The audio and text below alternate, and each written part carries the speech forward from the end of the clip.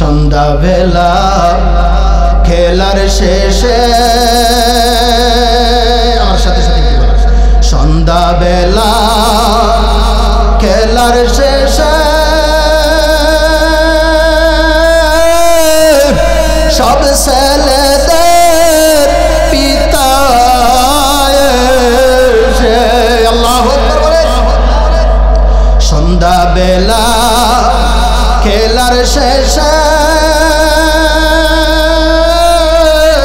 সব ছেলেদের পিতা এসে আমার খেলার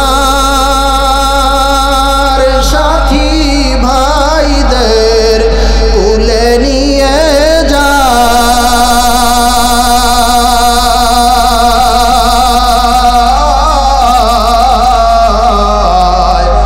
আমার পিতার কোলে উঠতে আমার মনে চায়, আমার পিতার কোলে উঠতে আমার মনে চায়। শিশু নবী কেন্দে কেন্দে, শিশু নবী মায়ের কাছে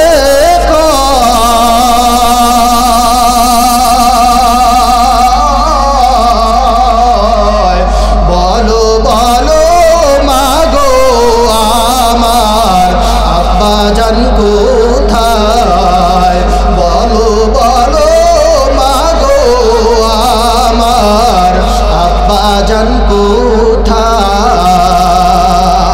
স্বামীর কথা ছেলের মুখে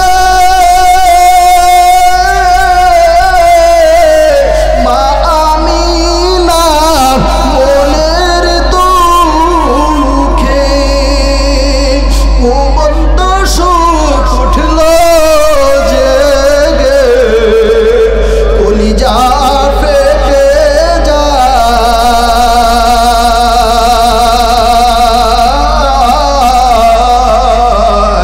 বলো বলো মাগো আমার আব্বাজান কোথায়। শ্বশুরের কাছে বিদায় লইয়া দাসীকে সাথী বানায়া মা আমিনা চললেন যেথায়, নবীর বাবা ঘুমাই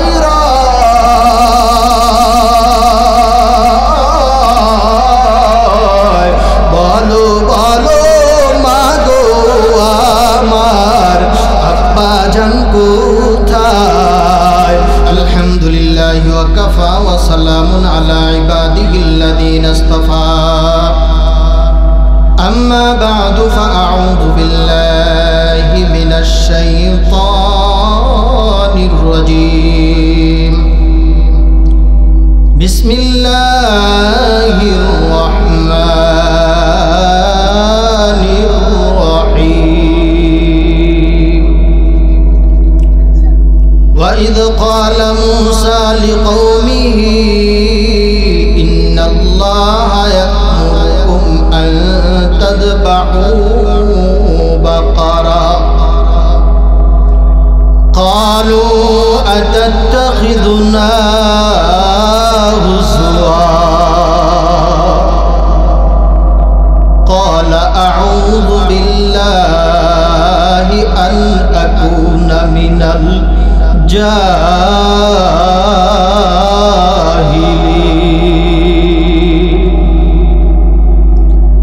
وعن عبد الله بن عمر رضي الله تعالى عنهما وعنه قال قال رسول الله صلى الله تعالى عليه وسلم رضا الرب في رضا الوالدين وسخط الرب في سخط الوالدين أو كما قال عليه الصلاة والسلام। डरता नहीं मुसलमान किसी से, डरता नहीं दुनिया में मुसलमान किसी से। जब मिल गई है दौलत ईमान नबी से, जब मिल गई है दौलत ईमान नबी से।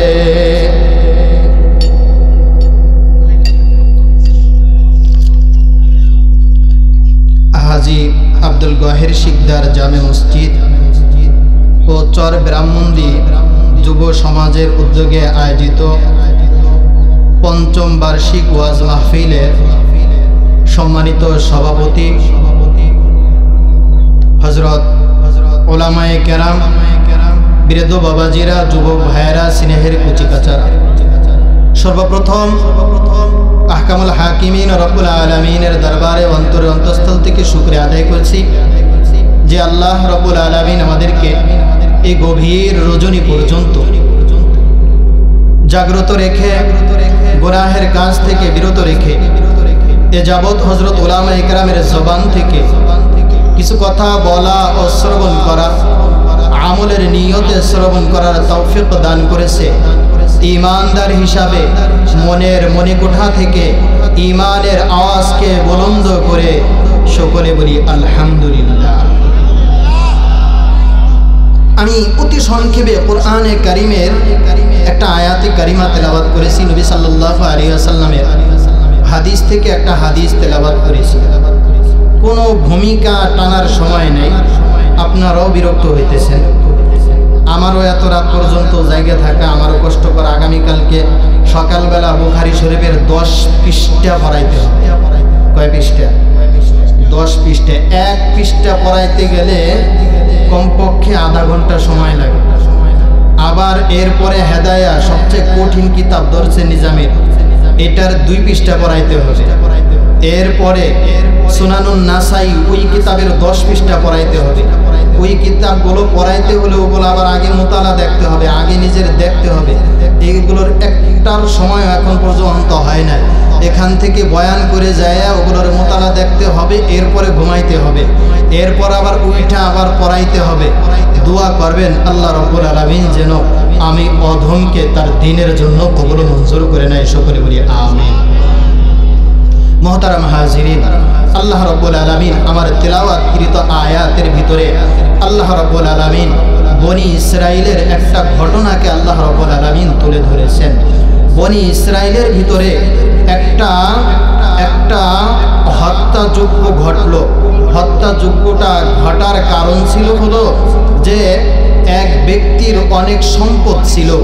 এই সম্পদগুলো খাওয়ার মতো, এই সম্পদগুলো ওয়ারিস পাওয়ার মতো কোনো মানুষ ছিল না, শুধু ছিল তার একটা ভাতিজা। কি ছিল? ভাতিজা ছিল। এই ভাতিজা যে আমার চাচার সম্পত্তি তো আমি পাবো, কিন্তু লেট হয়ে যাইতেছে। কি হয়ে যাইতেছে? লেট হয়ে যাইতেছে। সম্পদের প্রতি, টাকার প্রতি মানুষের অনেক মায়া, জানে এটা আমি পাবো, কিন্তু দেরি হয়ে যাইতেছে, এটা সহ্য হয় না। এজন্য এই সন্ত্রাস কি করলো? রাতের বেলা চাচারে হত্যা করলো। চিল্লায় বলি নাউজুবিল্লাহ, আরো জোরে বলি নাউজুবিল্লাহ। চাচাকে হত্যা করার পরে লাশটা রাইখা দিল অন্য এক এলাকায় নিয়ে, যাতে করে ওই এলাকার মানুষের উপরে দোষ বর্তায় আর নিজে একারে সুফি সাধক আল্লাহর ওলি নিজে আইসা আবার এলাকার ভিতরে বলল, ওই এলাকায় যায় বলল, কি চাও? তারা আমার চাচাকে হত্যা করেছে, আমার চাচার হত্যা যজ্ঞের বিচার চাই। আরো জোরে বলেন না নাউজুবিল্লাহ। এক তো চুরি, আরো হলো সিনা চুরি নাকি? তারা বাধ্য হইয়া কি করবে? এই বিষয়টা মীমাংসার জন্য পয়গম্বর হযরতে মূসা আলাইহিস সালামের কাছে গেলেন। মূসা আলাইহিস সালাম বললেন যে আমি তো মন গড়া কিছু বলতে পারি না, যতক্ষণ পর্যন্ত আমার রবের পক্ষ থেকে কোনো ফায়সালা না আসবে ততক্ষণ পর্যন্ত আমি নবী কোনো ফায়সালা দিতে পারি না। আল্লাহর পয়গম্বর হযরতে মুসা আল্লাহর কাছে একটু টেলিফোন করছে, আল্লাহ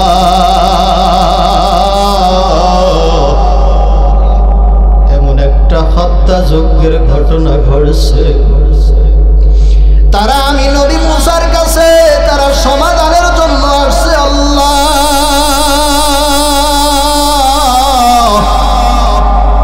জামানার মধ্যে আমি হলাম নবী, আমি হলাম জলিল কদর পয়গম্বর, আমি যদি সমাধান না দিতে পারি তাহলে তারা সমাধানের জন্য কার কাছে যাবে?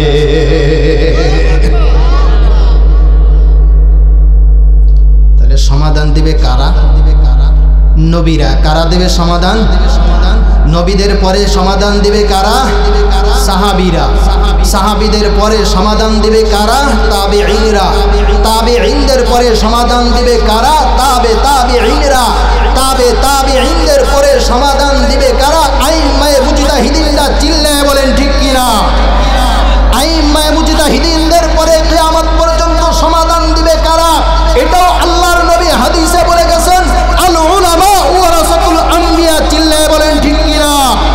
কাজেই দ্বার্থহীন কণ্ঠে বলে দিতে চাই, এই উম্মতের রাহবার একমাত্র উলামায়ে কেরাম।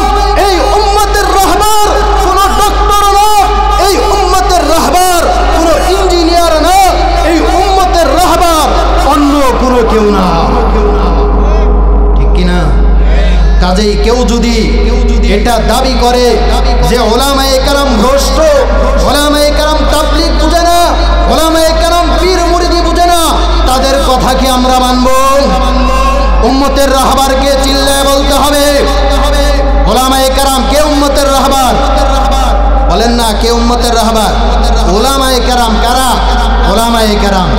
একটু তাকবীর হবে। আমি বলবো উলামায়ে কেরাম যেখানে, আমরা বলবো আমরা আছি সেখানে। উলামায়ে কেরাম যেখানে,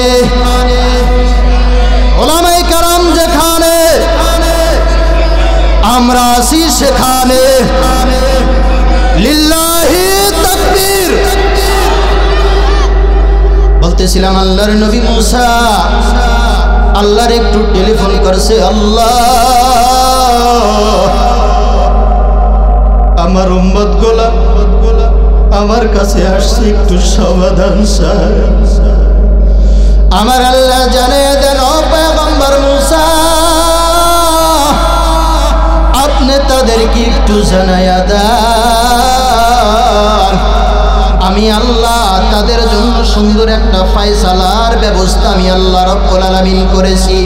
কি ফয়সালা আল্লাহ রাব্বুল আলামিন কোরআনের ভিতরে বলেন, ওয়া ইয ক্বালা মূসা লিকওমিহি ইন্নাল্লাহ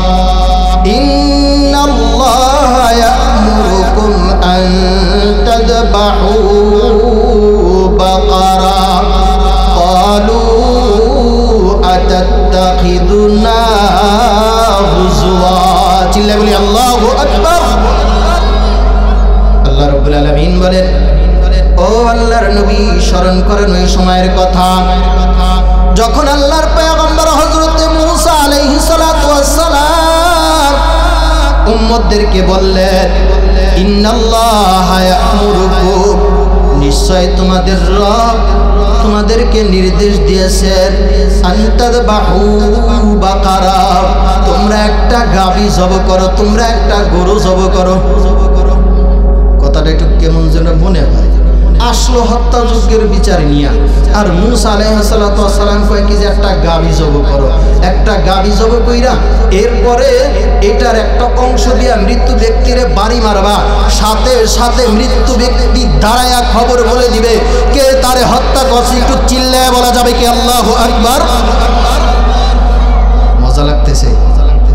হ্যাঁ, আল্লাহর কোরআন সরাসরি কোরআন থেকে বলতেছি, কিন্তু আল্লাহর কসম একটা কথা এদিক সেদিক থেকে বলতেছি না। মজা লাগতেছে কিনা? হ্যাঁ, মজা লাগলে বুঝতে হবে আমি ইমানদার, আর যদি মজা না লাগে বুঝতে হবে ইমানের ভিতরে ভেজাল আছে। ঠিক কিনা? কয় কি যে বুঝলাম না। আইলাম এক বিচার নিয়া। আর নবী কেমন একটা গাঁজাখুরি কথা কয়। নবী কয় কি যে তাড়াতাড়ি একটা গরু জব করো। মনে করেন একজনে একটা বিপদে পড়ছে, বিপদে পড়ার পরে গেছে 10,000 মাদ্রাসার আলামিন সাহেবের কাছে, যায় কয় কি হুজুর একটা বিপদে পড়ছে, একটা তাবিজ দেন। হুজুরে কয় কি তাবিজ টাবিজ কিচ্ছু লাগবে না, মাদ্রাসায় একটা ছাগল দান করে। ও বুঝছি রে, হুজুরের ছাগলের কি লোক আছে না না এ ধরনের পাবলিক। মুসা আলাইহিস সালামের কাছে গেছে, মুসা আলাইহিস সালামকে গরু জব করে।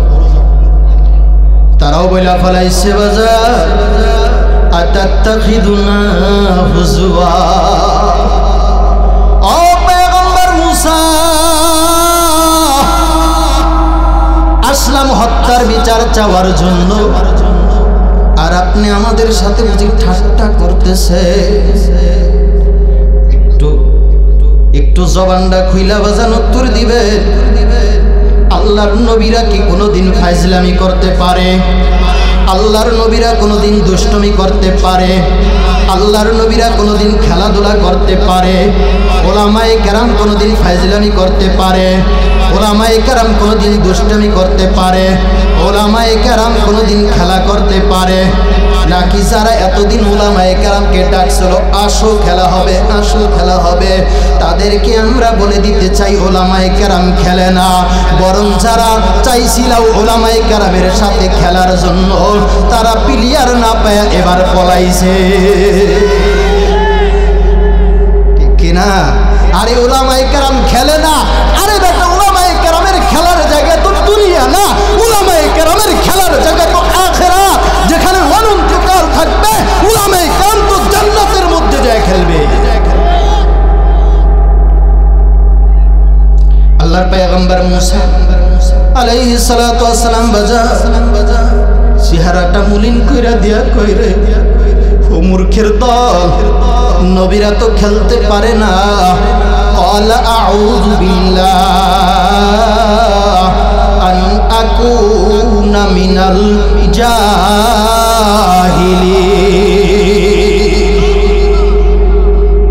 পয়গম্বর হযরতে মুসা আলাইহিস সালাতু ওয়াস সালাম বললেন, আউযু বিল্লাহ, আমি আল্লাহ রাব্বুল আলামিনের কাছে আশ্রয় চাই, আন আকুনা মিনাল জাহিলিন, মূর্খপূর্ণ আচরণ থেকে, মূর্খতার কাছ থেকে আমি আল্লাহর কাছে আশ্রয় চাই।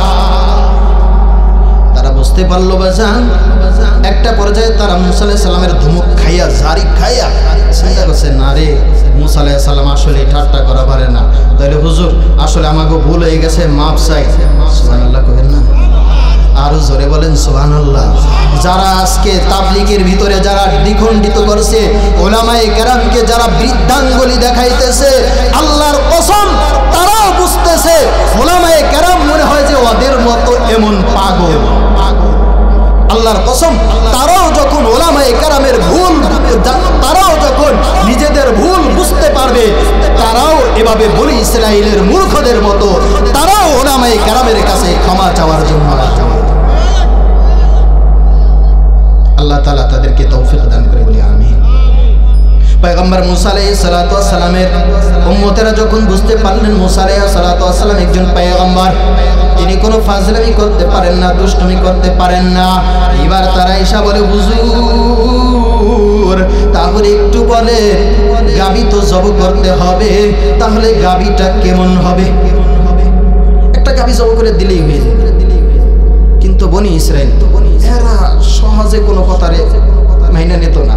কয় কি হুজুর একটু আল্লাহর কাছে জিজ্ঞেন না গাবিটা কেমন হবে, আচ্ছা দরকার আছে কোনো, জব করে দিলেই হয়ে যায়। তাও কয় কি, ও আল্লাহর পয়গম্বর মুসা একটু আল্লাহরে জিজ্ঞাসা করেন গাবিটা কেমন হবে। ক্বালু দু'ু লানা রাব্বাকা ইউবাইয়্যিন লানা মা হি। তারা বলল, ও পয়গম্বর মুসা আল্লাহর কাছে একটু দোয়া করেন, আল্লাহর কাছে একটু বলেন, আল্লাহ যেন গাবিটা কেমন হবে এটা আমাদেরকে একটু বলে দেয়। আল্লাহর পয়গম্বর হযরতে মূসা আলাইহিস সালাতু ওয়াস সালাম এবাজান কোরআন থেকে বলতে আছি আল্লাহর পয়গম্বর হযরতে মূসা আলাইহিস সালাতু ওয়াস সালাম বললেন ক্বালা ইন্নাহু ইয়াকুলু ইন্নাহা বাকারাতুল লা ফারিদুন ওয়ালা বিকর আওয়ানুম বাইনা যালিক ফাফআলু মা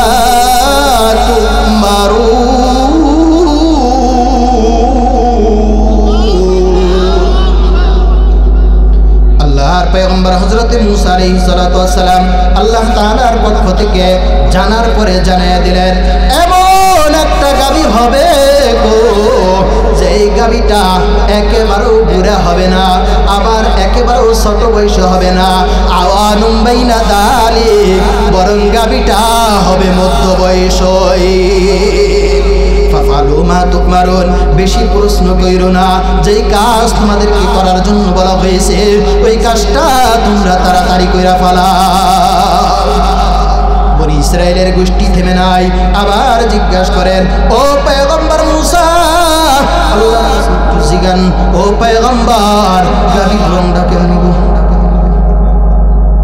নাউজুবিল্লাহ কইবেন না বলছে কি যে হুজুরে বারবার পেছাই তো হুজুরে একবার রাগ হয়ে করে কিছু জব করা লাগবে নাকি কিন্তু একটা কথা আছে আমাদের এলাকায় যতই করবা চালাকি ততই বুঝবা জোরে বলেন ততই বুঝবা চালাকি কাজী উলামায়ে কেরামের সাথে নবীদের সাথে পাল্লা দিতে যায় না দোস্ত এমন বিপদে পড়বা এই বিপদ থেকে রক্ষা পাওয়ার আর কোনো উপায় থাকবে না আল্লাহর পয়গম্বর হযরতে মূসা আলাইহিস সালাতু ওয়াস সালাম আল্লাহ রাব্বুল আলামিনের পক্ষ থেকে জানার পরে জানিয়ে দিলেন ক্বালা ইন্নাহু ইয়াকুলু ইন্নাহা বাকারাতুন সাফরা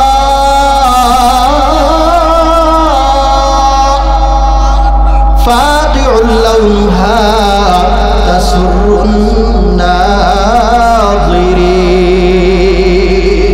আল্লাহর পয়গম্বর হযরতে সাইয়্যিদিনা মূসা আলাইহিস সালাতু ওয়াস সালাম বললেন আল্লাহ রাব্বুল আলামিন বলেছে গাবিটা এমন হতে হবে গাবিটা হতে হবে হলুদ বর্ণের গাবিটা হতে হবে একেবারে চকচক করে তো কঠিন হয়েছে কিনা আবার এমন হতে হবে শুধু চকচক করলে হবে না ফাকিউল লাউনহা তাসুরুন নাযিরিন যেই দেখবে সেই টাসকি খেয়ে যাবে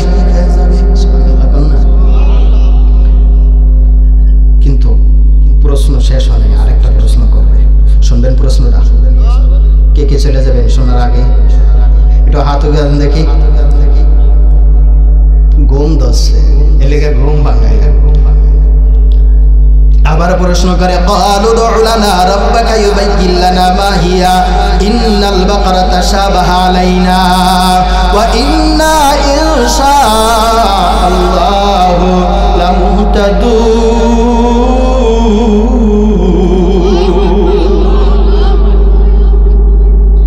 পয়গম্বর মূসা আরেকটু আল্লাহর কাছ থেকে জিজ্ঞাসা আসেন গাবিটা কেমন হবে গাবি তো অনেক আছে এলাকার মধ্যে কিছু গাবি আছে যেগুলো দিয়া হাল চষা হয় এখন তো হয় না কিন্তু আমরা ছোটবেলায় 90 দশকের যারা আছে তারা তো দেখছি আহা রে গরুরে কত কষ্ট দিত এটা দিয়ে হাল চষতো এরপরে ধান মলন দিত দেখছেন কিনা ধান মলন দিলে আমাকে একটা গরু আসলে ওটার দিয়ে ধান মলন দিবে রাইলে আমরা কইতাম কি যে এক বোঝা খের দিয়ে হ্যাঁ কইতেন কিনা মনে আছে কিনা আহারে কত সুন্দর ছিল ওই যুগটা ওই সোনালী যুগটা যে কত সুন্দর ছিল আর এখন পোলাপান মোবাইল পাইয়া কেউ হয়েছে হিরোইন খোর কেউ হয়েছে গাঞ্জা খোর কেউ হয়েছে বিড়ি খোর কেউ হয়েছে জুয়া খোর পোলাপানের চোখের দিকে তাকাইলে মনে হয় যে 12 বছরের পোলাটা মনে হয় যে 80 বছরের বিয়ে চেহারার দিকে চাওয়া যায় না কি রে তুই চাওয়া যাস না কে তুই কি রাত বেড়ে তাহাজুদ পড়ছিস কি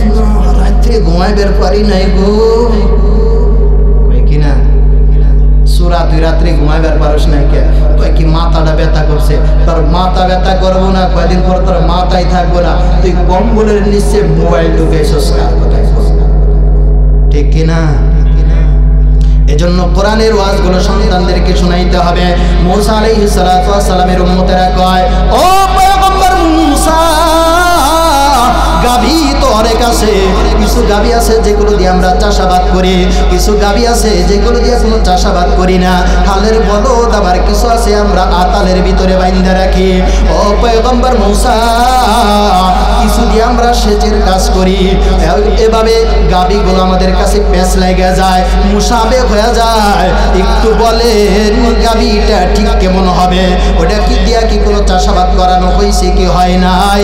একটু সুন্দর করে আমাদেরকে বইলা দেন। সাথে সাথে আরেকটা কথা তারা বলছে, ওয়া ইন্না ইনশাআল্লাহু লামুহতাদুন। এবার তারা বলছে ইনশাআল্লাহ, আল্লাহ যদি চায় তাহলে আমরা হেদায়েত পাবো, সঠিক গাভীর সন্ধানটা আমরা পাবো।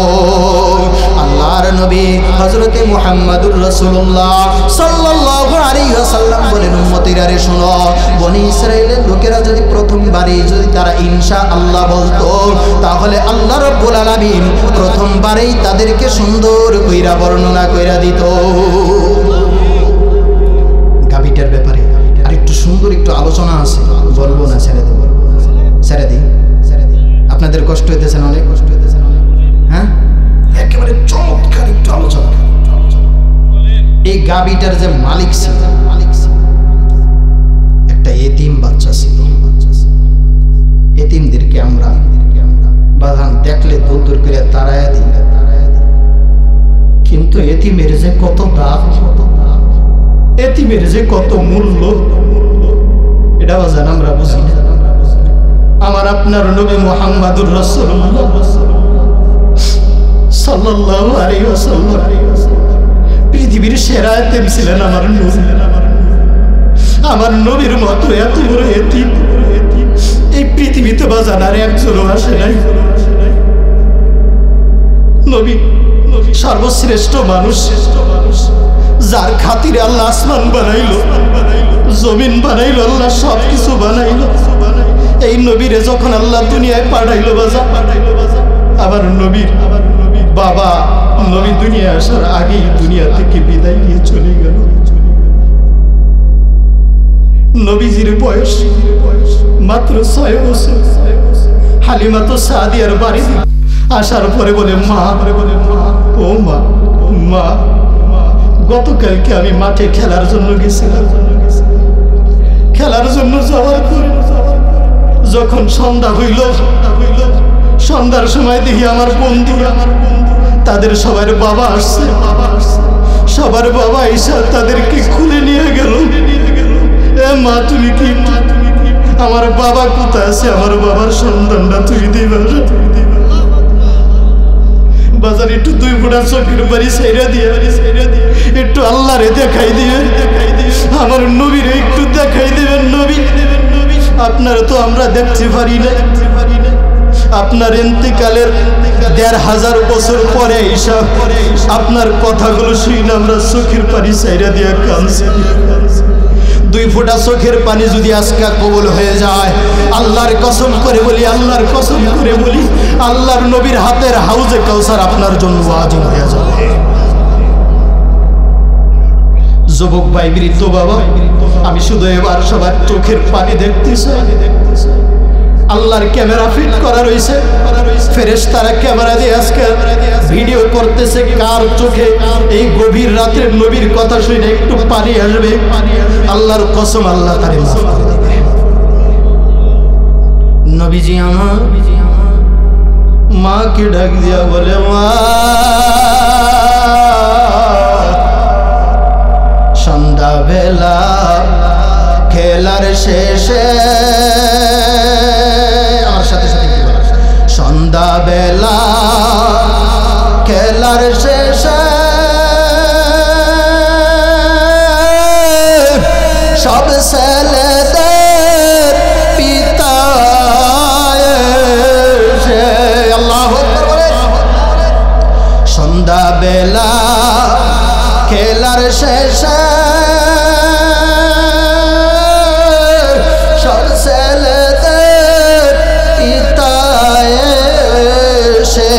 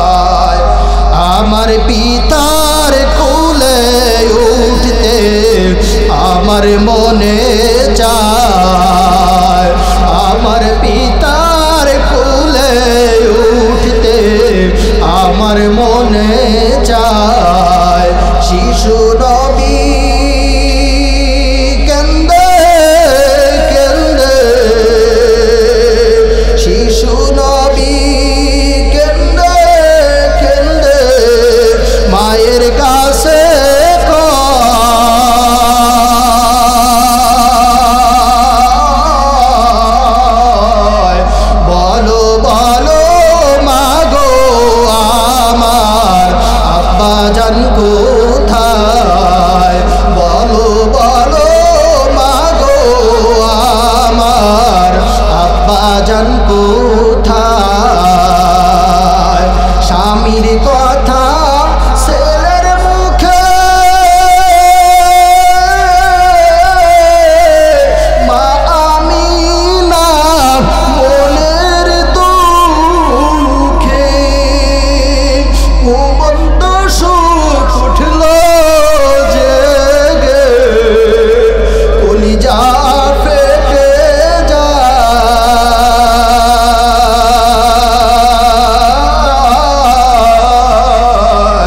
বলো বলো মাগো আমার আব্বা জান কোথায়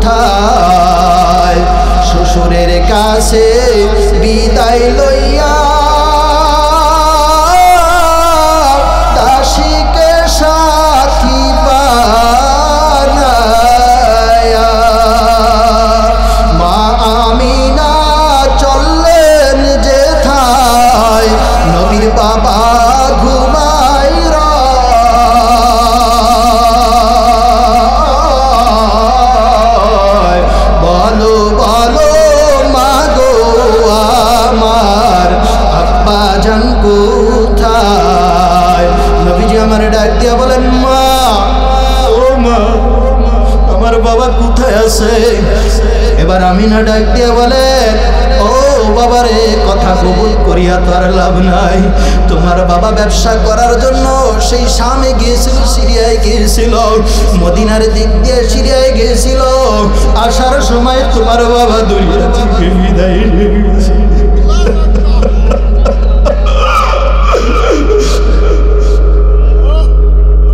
যুবক একটু কান্দো না ও বৃদ্ধ বাবা মনটাকে একটু নরম হয় না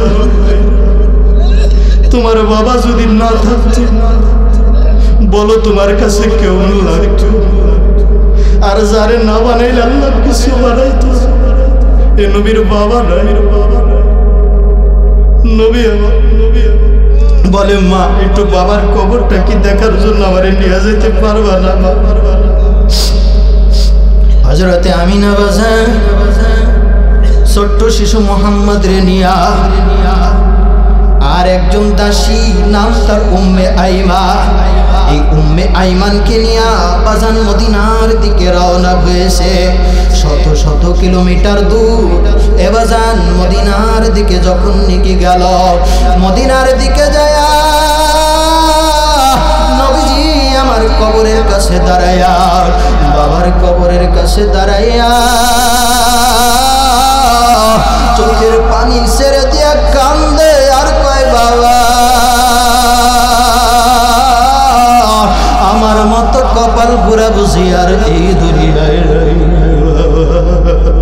বাবা তোমার আমি দেখতে পারলাম না ও বাবা একটু কবর থেকে উঠাল্লাহ আকবার ও বাবা একটু কবর থেকে উঠে একটু সান্ত্বনা দাও আমি তোমার সন্তান আসছি বারবার যখন কান্না করতেছে বাজার যতই সময় যায় ততই কান্না বাড়ে আমি না দেখলে এখানে মোহাম্মদ রে নিয়ে আর থাকা যাবে না মোহাম্মদ রে নিয়ে যদি এখানে লাশ বেশি সময় করি তাহলে হয়তো মোহাম্মদ এখানে বেহুশ হয়ে যাইতে পারে মোহাম্মদকে নিয়ে হয়তো আর ফেরত যাইতে পারবো না জোর কইরা শিশু নবী মোহাম্মদ রে বাজান বুকের ভিতরে জড়াইয়া ধইরা নবীর মা আবার মক্কার দিকে ব্যাক করেছে বাজার মক্কার দিকে যখন নিয়ে আসছে এ বাজান সংগ্রহ করে দিচ্ছি পথের ভিতরে হযরত আমিনা বলে বাবা মোহাম্মদ রে আমার জন্য কেমন লাগতেছে রে বাজান কেমন লাগতেছে এ বাবা মোহাম্মদ কাফেলাতে একটু বিরতি দাও উম্মে আইমানকে ডাক দেয়া বলে এ উম্মে আইমান এ বোন একটু দেরি করে না রে বোন আমার যেন কেমন লাগতেছে আমার বুকের ভিতরে কেমন যেন ধরফর করতেছে আমার বুকটা মনে হয় ফাইটা যাইতেছে আহারে মাথার ভিতরে কেমন যেন চিৎকার পারতেছে আহারে কেমন যেন শরীরের হাত পাও গুলো গোটায় আসতেছে নবীজিকে বুকের ভিতরে লইয়া নবীর মা আমিনা চোখের পানিগুলো সাইরা দিয়া বলে, এ বাবা মুহাম্মদ, আমার তো ভালো লাগতেছে না রে বাজান, এ বাজান একটু আমার কাছে আয়, এ বাজান একটু আমার বুকের মধ্যে আয়, মনে হয় ধরে আর আমি আদর করতে পারবো না, এ বাজান আয়, ধরে একটু আমি চুমা দেই।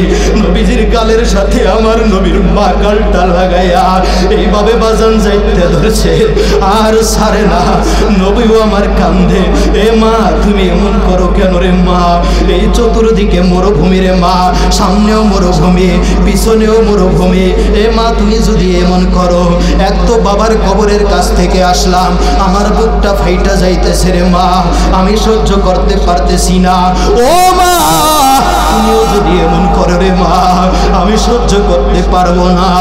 ও মা তোমার কিছু হবে না, তুমি মরবা না মা, মা আমি বলতেছি তুমি মরবা না, এ মা তুমি মরবা না রে মা, মা তুমি মরবা না, মা তুমি মরবা না, মা তুমি যদি মইরা যাও আমি কোথায় যাবো রে মা, এ মা তুমি মরে গেলে আমি কোথায় যাবো রে মা? এভাবে যখন বারবার কাঁদতেছে, হঠাৎ করে আমিনা বলে, বাবা রে আমার হাত পাও ঠান্ডা হয়ে আসছে। নবীজি আমার মায়ের হাতের সাথে হাত দিয়া দেখে সত্যই হাতগুলো হিমিল হয়ে আসছে বাজান, বরফের মতো হয়ে গেছে, পাগুলো বরফের মতো হয়ে গেছে। হঠাৎ করে আমিনা মোহাম্মদ বলে, বাবা আমারে সাইরা দে, বাবা বাবা আমারে সাইরা দে, শেষ বিদায়ের সময় হয়ে গেছে রে বাবা, মনে হয় আর 2-1 সেকেন্ডের বেশি বাঁচবো না। এই কথাটা বইলা উম্মে আইমানকে টান দিয়া বুকের ভেতরে জড়াইয়া ধরছে। এ বোন, চতুর্দিকে মরুভূমি, সামনের দিকেও মরুভূমি, পিছনের দিকেও মরুভূমি। আমার মোহাম্মদ রে আমি নিয়ে আসছিলাম বাবার কবর দেখানোর জন্য, আমি তো জানি না এমন দুর্ঘটনা ঘটে যাবে, আমি তো জানি না মোহাম্মদের জীবনে এমন কালো অন্ধকারে নেমে আসবে, আমি তো জানি না আজকের পরে মোহাম্মদ রে আর দুধ পান করানোর কেউ থাকবে না, মোহাম্মদ রে আর বাবা বইলা ডাক দেওয়ার আর কেউ থাকবে না রে, আজকের পরে মোহাম্মদ রে গোসল করানোর আর কেউ থাকবে না রে, আজকের পরে মোহাম্মদ রে খাওয়াই দেওয়ার মতো আর কোনো মানুষ থাকবে না। এই উম্মে আইবার একটু ওয়াদা দে, বোন বোন তুই আজকের পরে থেকে আমার মোহাম্মদের দায়িত্ব নিবি, বল না বোন তুই আমার মোহাম্মদের দায়িত্ব নিবি। উম্মে আইমান ডাক দিয়ে গলে বলেন, বোন রে আপনি কোনো চিন্তা করবেন না, আমি যতদিন বাঁচা থাকি আমি উম্মে আইমান মোহাম্মদকে মায়ের আদরে দিয়া লালন পালন করব, আমি মোহাম্মদকে গোসল করাইয়া দিব, আমি মোহাম্মদকে নাওয়াইয়া দিব, আমি মোহাম্মদকে খাওয়াইয়া দিব, মোহাম্মদের যত কষ্ট হয় সব কষ্টগুলো আমি নবী আমি দেখব। বাজান আমার নবীজি আমার এতিমের দরদ বুঝেছে, এজন্য নবীজি আমার বলেছেন, উম্মতারে খবরদার, এতিমকে কোনোদিন কষ্ট দিবা না, এতিমরে কোনোদিন ধমক দিবা না। বলতেছিলাম এ বনি ইসরাইলের জামানায় যে মনে আছে না, ভুলে গেছে, বলছিলাম গাভীর মালিক ছিল একজন এতিম বালক। এই ঘটনাটা বইলেই আমি আমার ওয়াজের ইতি টানবো ইনশাআল্লাহ। আর 10টা মিনিট দেরি হলে থাকবেন না, হ্যাঁ না ছেড়ে দেব, ছেড়ে দেই, জানি আপনাদের কষ্ট হইতেছে। গাভীটার মালিক ছিল বলতেছিলাম একজন এতিম বালক। এই এতিম বালক বাবা ছিল অত্যন্ত আল্লাহওয়ালা বুজুর্গ। এতিম বালক যখন নাকি বাবাও আল্লাহওয়ালা মাও আল্লাহওয়ালা, গাছ যেমন হয় ফল, তুলারে বেডের মধ্যে নিয়ে এরপরে মা দেখে যে কি ডান্স দেয়, তারে নারে তারে নারে তারে নারে শুরু করে দেয়। তুলা মার বেডের মধ্যে থেকে কি শিখে, হ্যাঁ জন্ম হওয়ার পরে ওই তারে নারে মার খেয়ে দিয়ে যায়। আমার উস্তাদ বলছে এক সন্তান জন্ম হওয়ার পরেই বেহুশ হয়ে গেছে, পরে যত কিছু দেয় কাম হয় না, কোনো ডাক্তার আরে সুস্থ করা পারতেছে না। হঠাৎ করে একজন ডাক্তার ছিল বুদ্ধিমান, কয় কি যে এই আমার কাছে একটা ওষুধ আছে। আল্লাহু আকবার বলেন। কি ওষুধ? আগে বলেন দি। ওর মা এবং ওর বাবা কেমন ছিল? ওরা কি, ওর বাবা কি বড় পীর আব্দুল কাদের জিলানীর মতো কিনা? আর ওর মা রাবিয়া বসরিয়ার মতো কিনা? এই পাশে কথা কয় কেটারে? তোমাকে কথা কিন্তু কয়ে দিবে। বহাই দেন না কেউ, টাইনে একজন যায় টাইনে বহাই দেন, ওরা এত ডিস্টার্ব করে। তো তথ্য দিছে একজনে যে ওর মা হলো 1 নম্বরে গাঞ্জাখোর। নাউজুবিল্লাহ কেন? আর বাপে হলো 2 নম্বরে গাঞ্জাখোর। ডাক্তারে কয় ওষুধ আমি পেয়ে গেছি, যা দোকান থেকে 20টার গাঞ্জা নিয়ে গাঞ্জা ডাইন বইলিয়া মনে করেন ধরাইয়া দিছে ওর মুখের সামনে। দেওয়ার সাথে সাথে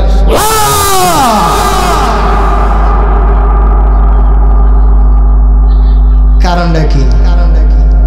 হ্যাঁ, ওর মা গাঞ্জাখোর, ওর বাপ গাঞ্জাখোর, পোলা হবো বরফের আব্দুল কাদের জিলানী।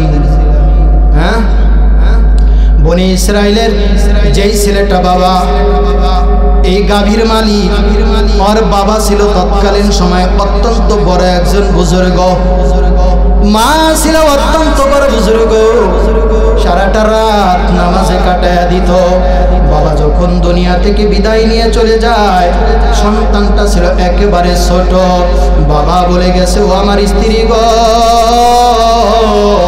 দুনিয়া থেকে বিদায় নিয়ে চলে যাইতেছি, বাড়িতে কিছুই রেখে চলে যাইতে পারলাম না, ছোট্ট সন্তানটাকে আমি রেখে গেলাম, এই সন্তানটারে কিভাবে তুমি লালন পালন করবা? সন্তানটা যখন বড় হয় সন্তানটার ভরণ পোষণ কিভাবে দিবা? ও আমার স্ত্রী, আমার সন্তানটার জন্য আমি একটা গাভী রেখা গেলাম, এই গাভীটার জিম্মাদার আমি দুনিয়ার কোনো মানুষকে দিলাম না, গাভীটাকে আমি জঙ্গলের ভিতরে ছেড়ে দিয়ে গেলাম। এই আমার সন্তানটা যখন বড় হবে, আমার সন্তানটা বড় হওয়ার পরে জঙ্গলের কাছে যায়া ডাক দিবে, হে ইব্রাহিমের রব, হে মুসার রব, ইব্রাহিম এবং মুসার উসিলায় আমার বাবার গাভী আমারে ফেরত দাও। এবার বাজান এই ওসিয়তটা কইরা বাবা দুনিয়া থেকে বিদায় নিয়ে চলে গেছে। দুনিয়া থেকে বিদায় নিয়ে যাওয়ার পরে সন্তানটা আস্তে আস্তে বড় হলো, হাঁটি হাঁটি পা পা করে সন্তানটা যখন নাকি একটু বড় হয়েছে, বড় হওয়ার পরে সন্তানটাকে বিবাহ শাদী করানো দরকার, সন্তানটাকে একটু প্রতিষ্ঠিত করানো দরকার। কারণ মা বাবার সবচেয়ে বড় টার্গেট থাকে, আহারে দুনিয়ায় আমরা তো কষ্ট করে কোনোভাবে চইলা গেলাম, আমার সন্তানটা যাতে একটু প্রতিষ্ঠিত হতে পারে, এটাই তো প্রত্যেকটা মা বাবার 1 নম্বর টার্গেট থাকে। চিল্লায় বলেন ঠিক কিনা? এবার সন্তানটা যখন বড় হইল, মা একদিন ডাক দিয়া বলে, ও বাবা, তোমার বাবা একটা গাভী তোমার জন্য রেখা গেছে, ও বাজার,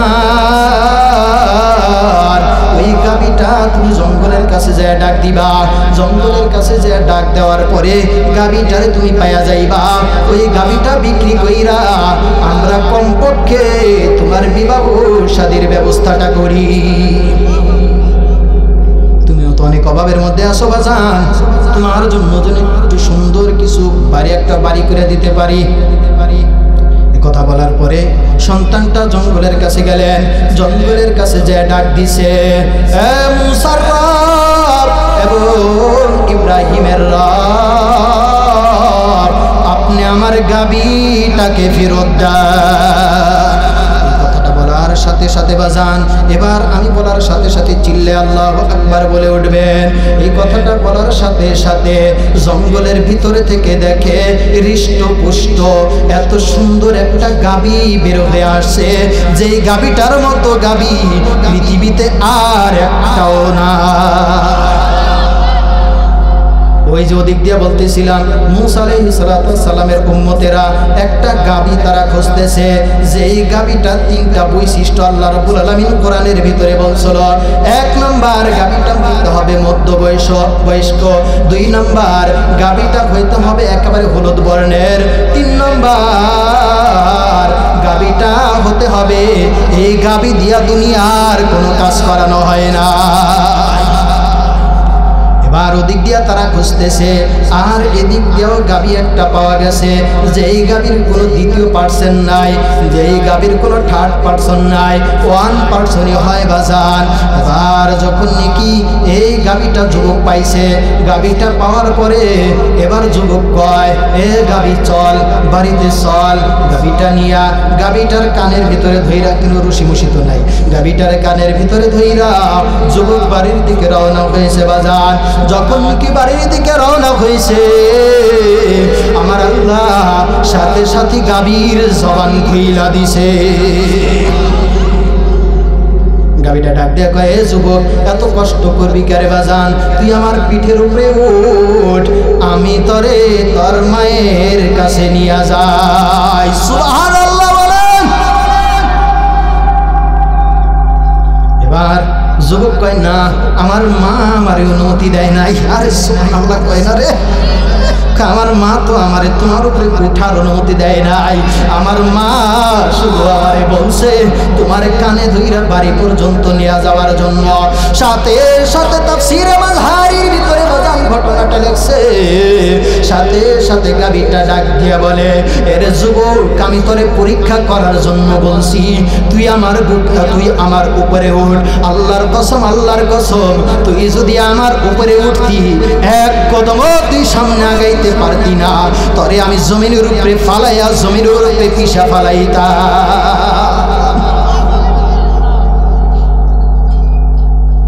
মায়ের খেদমত করার কারণে, মায়ের ফরমাবরদার সন্তান হওয়ার কারণে আল্লাহ কত দামি বানায়া দিছে, কত দামি বানায়া দিছে। 5 মিনিটের মধ্যে শেষ করে দিব বাজান। আরো মজার ঘটনা, যখন নাকি সন্তান এই গাভীটা নিয়ে বাড়িতে গেছে, এবার মা বলে, বাবা গাভী তো আনছো, গাভীটা নিয়ে একটু বাজারে যাও। কোন বাজারে যাবে? সদরপুর বাজারে। হ্যাঁ, বড় বাজার তো সদরপুর বাজারে যাও। মা, গাভীটা বিক্রি করুন কয় টাকা? কয় গাভীটা বিক্রি করবা মাত্র 10 টাকা। কত? মানে 10 দিনার। কথার কথা ধরেন বোঝার জন্য 10 টাকা। তবে বাজান শোনো, গাভীটা যে বাজান বিক্রি করবা, যেই গ্রাহকই আসো আমার কাছে না জিগে কিন্তু তুমি গাভী বিক্রি করবা না। যাইতেছে যুবক, যাওয়ার সময় রাস্তার মধ্যে আরেক যুবক আইছে, এই বেশি নাকি যুবক গেছে না, যুবক গাভীটা কি বিক্রি করবি নি? কি বেচো? দাম কত? 10 টাকা। কয় দে, আমি নিব। কয় কি শর্ত আছে? কি শর্ত? আমি আমার মায়ের কাছে জিগামো, তারপরে। কয় কি না, তোর আমি 20 টাকা দেবো, তার মায়ের কাছে জিগাম। সুবহানাল্লাহ কয় না রে। যুবক কয়, না, তুমি প্রয়োজনে আর আমার 2 টাকা কম দিও, কিন্তু আমি আমার মায়ের কাছে জিজ্ঞাসা করে আসবো। আল্লাহু আকবার বলে। যুবক চলে গেল বাড়িতে। যুবক বাড়িতে চলে গিয়া, এদিকে একটু খেয়াল করেন, 2-3 মিনিটের মধ্যে শেষ করে দিব বাজান। যুবক যখন নাকি বাড়িতে চলে গেল, বাড়িতে গিয়ে বলে, মা গাভীর দাম হয়েছে 10 টাকা। গাভীর দাম ছেড়ে দিন, শেষ করে দেওয়ার জন্য বলছে। কারণ অন্য বক্তা গমতা আমি এমন না যে অনুমতি ছাড়া 1 মিনিটও আমি করি, বললে সাথে সাথে শেষ করে দেবে, 1 সেকেন্ডও দেরি করে।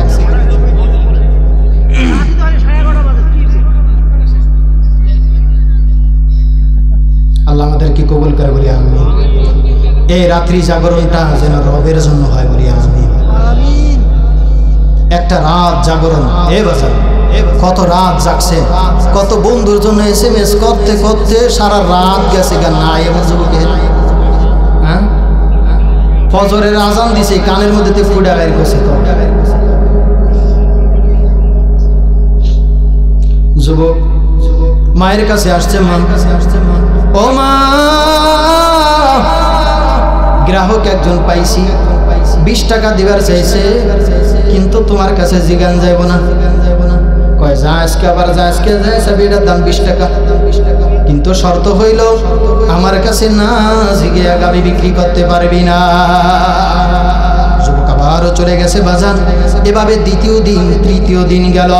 তৃতীয় দিন মা বলছে, এ বাজার, এই 3 দিন ধরে যেই মানুষটা তোমার কাছে আসতেছে, এ বাজার, গত রাত্রে আমি তাহাজ্জুদ নামাজ পড়েছি, তাহাজ্জুদ নামাজ পড়ে আমি মুরাকাবা করেছি, মুরাকাবার ভিতরে আমি জানতে পারছি এটা দুনিয়ার কোনো মানুষ না, এটা হলো আল্লাহর ফেরেশতা।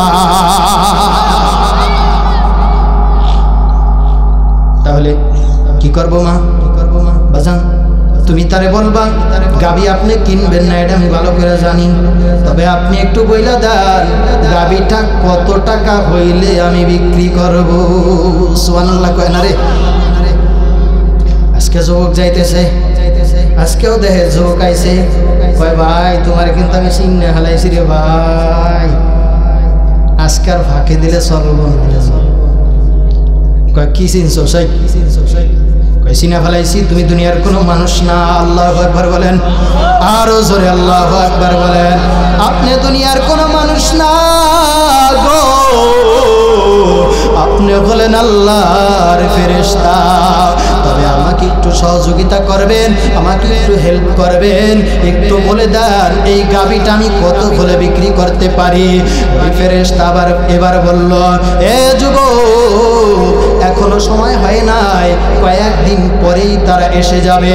গাবির তালাশে বনি ইসরায়েলের ভিতরে একটা গাবি তালাশ করতেছে, ওই গাবিটার দ্বিতীয় কোনো পার্সন দুনিয়ার ভিতরে নাই। তোর এই গাবির সাথে বৈশিষ্ট্যের দিক থেকে একেবারে হুবাহু মিল আছে, এই গাবিটা নেওয়ার জন্য আসবে।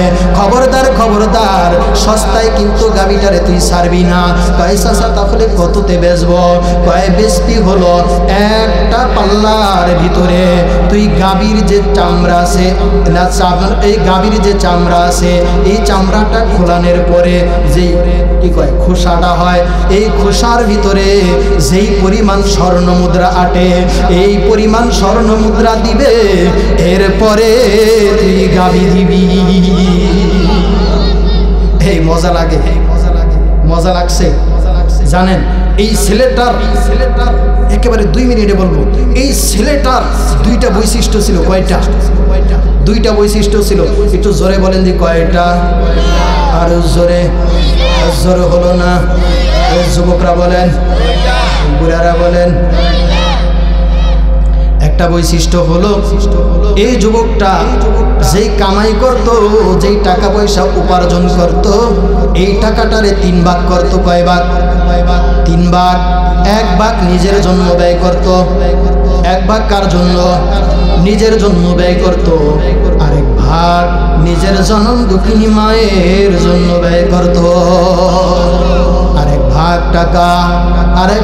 টাকা আল্লাহর রাস্তায় ব্যয় করত। আরেকটা বৈশিষ্ট্য ছিল এই যুবকের, সারা রাত্রি দিনের বেলা কাজ করত, আর রাতের বেলা এই যুবকটা রাতটাকে 3 ভাগ করছে। কয় ভাগ? আরো জোরে, জোর হলো না। 3 ভাগ করছে বাজান। 1 ভাগ এই যুবক 1 ভাগ ঘুমাইতো, কারণ ঘুম যদি না আসে শরীরটা ক্লান্ত হয়ে যাবে, আল্লাহর ইবাদত করা যাবে না, সকালবেলা কাজ করা যাবে না। এজন্য এই যুবক রাতের একটা অংশ সে ঘুমায়া কাটাইতো। চিল্লায়া বলে সুবহানাল্লাহ। এই যুবকের আর একটা বৈশিষ্ট্য ছিল বাজার, এ যুবক রাতের এক তৃতীয়াংশ নামাজের ভিতরে কাটায় দিত, তিলাওয়াতে কোরআনের ভিতরে কাটায় দিত, আর মালিকরে ডাক দিয়া বলতো আল্লাহ। একটু ডাক দেন না আল্লাহ, 2 হাত উঁচু করে একটু ডাক দেন আল্লাহ। গভীর রাত্রে তোমার বান্দার হাত উঁচা করছে, আল্লাহ একটু দয়ার নজরে তাকায় দেখো, আল্লাহ একটু মায়ার নজরে তাকায় দেখো। এই হাতগুলো আল্লাহ কবুল করে নাও আল্লাহ। হাতগুলো একটা হাতও তুমি জাহান্নামে করে দিও না আল্লাহ। চেহারাগুলো কত সুন্দর চেহারা দেখা যায়, তোমার নবীওয়ালা চেহারা দেখা যায় আল্লাহ। দাড়ি পারকা বাবাজিরা এত রাত পর্যন্ত কষ্ট কইরা বইয়া রইছে আল্লাহ, তোমার কোরআনের মহাব্বতে বইসা রইছে, তোমার কোরআনের ঘটনা শোনার জন্য বইসা রইছে। একজন মানুষকেও তুমি জাহান্নামে দিও না বলি আমিন।